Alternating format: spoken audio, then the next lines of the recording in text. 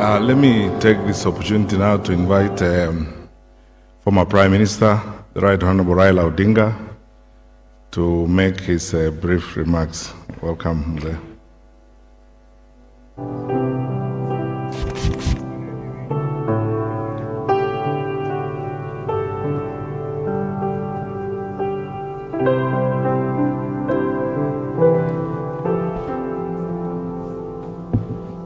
Mama Martha, Mama Grace, the Nyachae family, fellow mourners, God is good all the times. We have come to pay tribute to a great Kenyan. And I'm standing here on behalf of the family of Jaramogi Oginga Odinga. Our families have got history. The late chief, Paramount Chief Musa Nyandusi, was a friend of our father. And as Simon would say, he took his elder son, Ayako, after whom Charles is named, to Jaramogi when Jaramogi was a teacher at Maseno High School, and told him, huyu mtoto nimeletea wewe.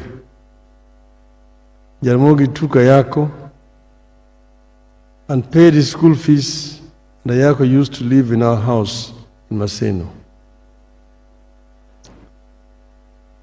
The first time I came and met Mzee Nyandusi was a small boy in 1954,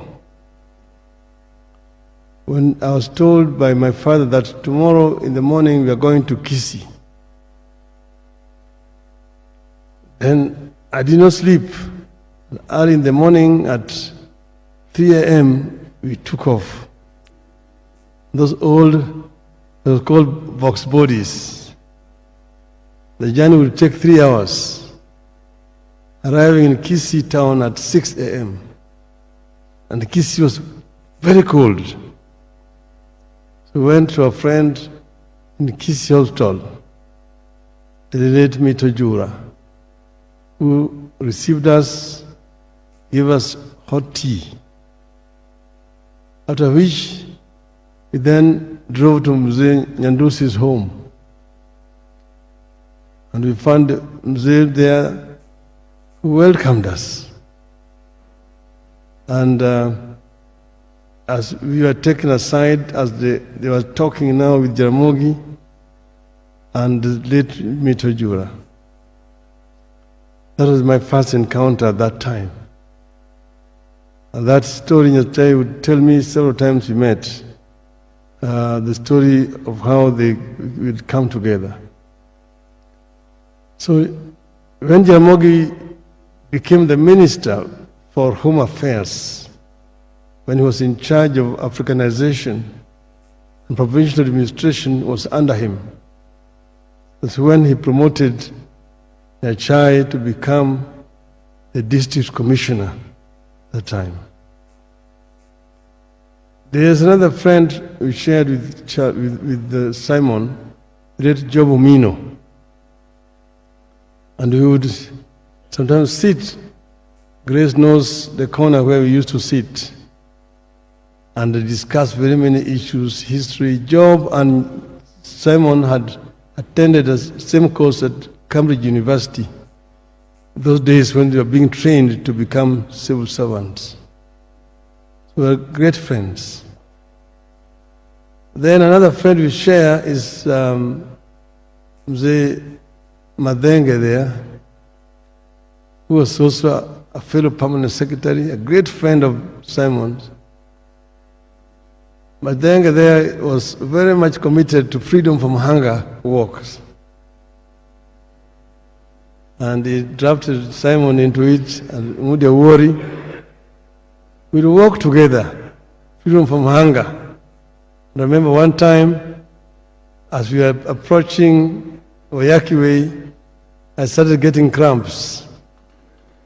And Zimadenge and Simon came to my aid to help me to stretch up so that I could finish the walk. I was actually very surprised that older people were able to make it and I was actually going to fail. So we were friends. But a lot has been said already about Simon. But there's that human part of him. He was a very compassionate person. But he also lacked efficiency. Trained in the colonial culture of efficiency. So it's helped so many Kenyans to acquire education. When you go to the United States, you'll find villages filled by Kenyans who were actually beneficiaries of Simon's generosity.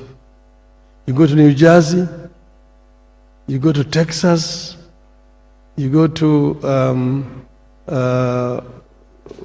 Minnesota, where my friend, the deputy governor, was.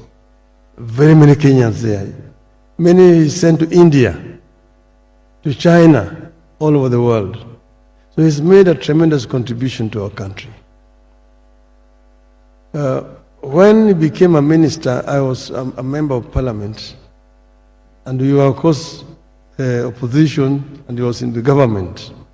But we worked very closely together with Simon as a minister for agriculture, later minister for finance at the time. Later on, when he had resigned from the government and was in opposition, we again worked together.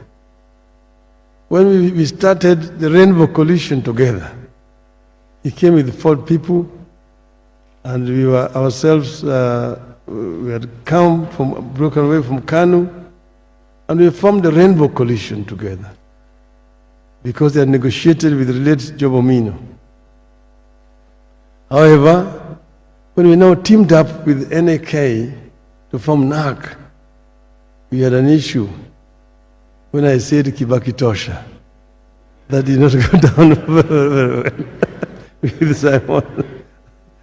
And he would all the time keep on reminding me how I betrayed him. But we remained friends generally right through. So we are actually saying goodbye to a great Kenyan patriot, a man who has done a lot in the service of this country. And we want just to say, may the Lord rest Simon's soul in eternal peace. Thank you.